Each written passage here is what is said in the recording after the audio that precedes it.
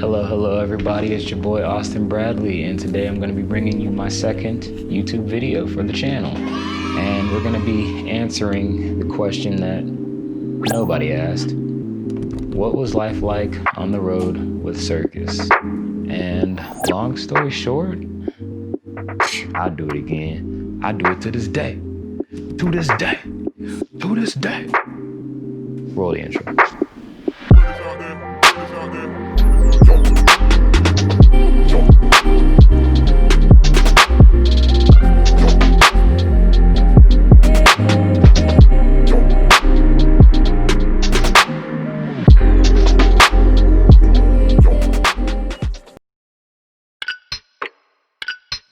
So during the time that we were traveling for 6 months and I was doing all the filming, I had no real idea of what I wanted to do with the footage.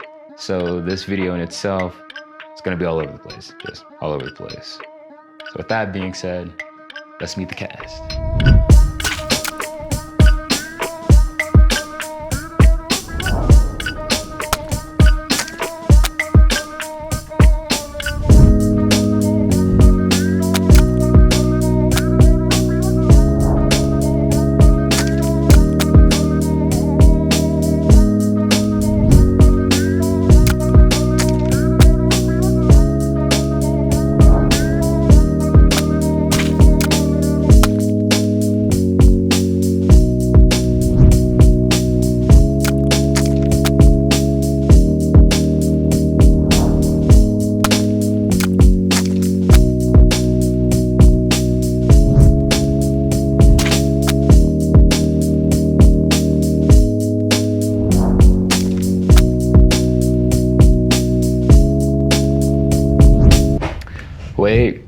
Wait, I totally forgot to tell you guys the name of the Circus company and the show we were actually a part of, which is Cirque Mechanics, and our show specifically was called 42 Feet.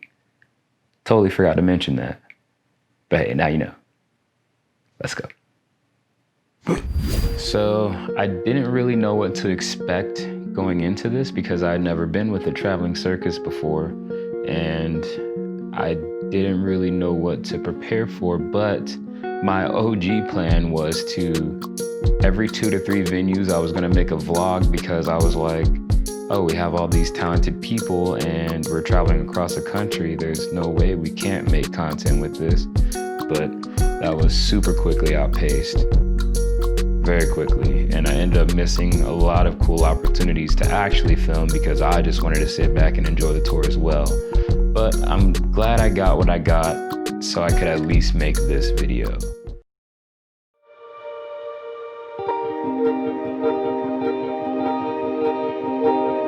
Okay guys, stop. Oh, stop. Big oof. Big oof. We can't keep talking about Cirque Mechanics if we're not going to talk about the mastermind, the founder and creative director, the man, the myth, the legend himself, Chris Lauschu.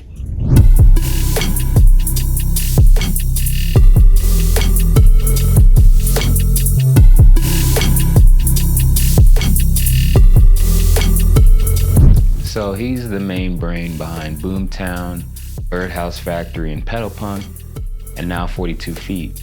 But before that, he was actually a BMX artist with Cirque du Soleil, and he built a German wheel for them and performed that as well. But above all else, he's just a super cool dude. So let's go ahead and get into it. Let's go ahead and answer the age-old question that have plagued philosophers since the beginning of time. The one that everybody wants to know. What was life like on the road with the circus? And in my case specifically, Cirque Mechanics. I have to say, it was a good time, extremely fun time for me. So you have to look at it like this. You have your performers and then you have crew. But crew is also performers, and performers are only just performers. So our job was a lot easier because we didn't have to do what crew did, which was set up and break down and travel early to set up again in the next city. So our job was pretty easy. So while we were on the road, crew would ride together and the performers would ride together. But for the performers, the person that would drive us everywhere was the man himself, Justin. And no matter how long the drive was, no matter how frequent the drives were back to back even, he could clutch it out no problem. Have no problem going 9, 10 hours, even higher than that if we were the ones that had to fly and he had to meet us at the airport. No matter the distance, he could cover it, no problem. What a guy. Salute, my dude. So just to give you guys a kind of condensed version of what my schedule for the most part looked like while we were on tour, we would drive to the venue and eat lunch, warm up, do a run through of the show, do the real show, then we pack up, go to sleep, and then we'd head out for the next day and then drive whatever distance we need to drive and then rinse and repeat. So for me, it was just wake up, eat, practice, do the full show, and then you just get all this time to chill to yourself. That's a pretty good win-win for me. And on top of that, they're paying for our meals, they're paying for the places we stay at, and they're just straight up paying us. I'm getting to travel the country, perform, and I'm getting paid to do it. That's a win in my book. It's a win in my book. And it was only one show a day until we got to New York.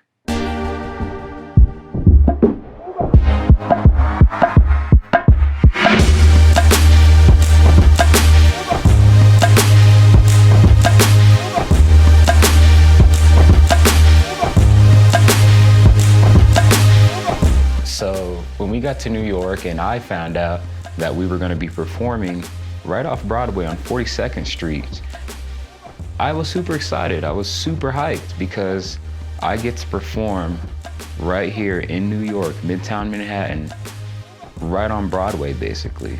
It was like the highlight of my acrobatic career for me. I even got to go out and crack my whip in Times Square and, you know, scare some people.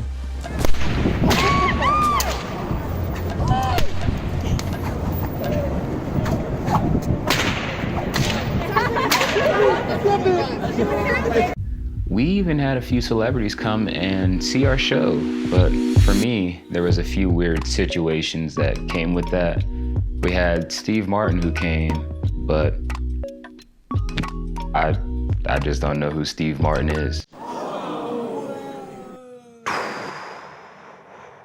Yeah, I got a lot of flack from that, from the cast, but it's whatever. I'll go watch him or something. We also had John Krasinski show up and Emily Blunt also come see the show, but I didn't get to meet either of them. So did it really even happen?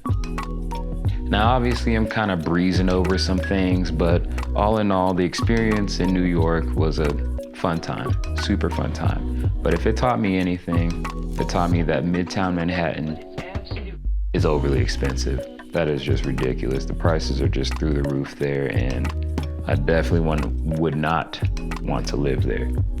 But it was a fun visit, I'll give it that. So I guess the circus experience, at least in my case and with Cirque Mechanics, was that it felt like I was just going on a cross-country trip with some really good friends that I met.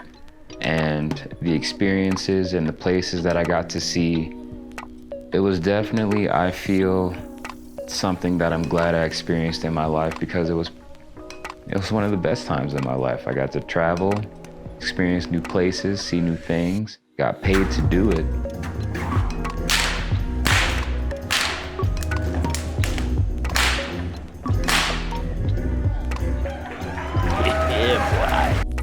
I don't think it gets any better than that.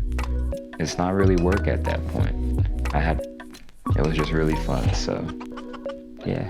So yeah, guys, that'll pretty much do it for this video. I hope you enjoyed it. Don't forget to give a like, subscribe, maybe even a share, and I'll catch you next time.